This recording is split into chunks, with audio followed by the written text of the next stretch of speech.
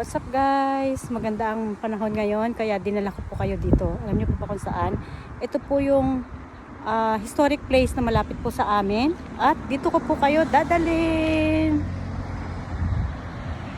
Ayan po yung tinatawag namin na Sunumata Castle.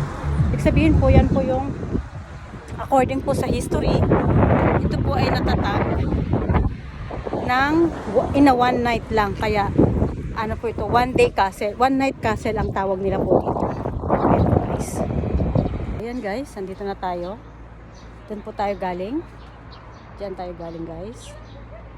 At ito naman yung pinaka unahan ng Sakura. Ano ba yan? Sunumata Castle. Nalilito ako. Ito po guys, mga ganito po ang Sakura leaves. Yan po pagka Sakura season last month, puro po yan Sakura, naka-light up po yan, kaya napakagandang tingnan.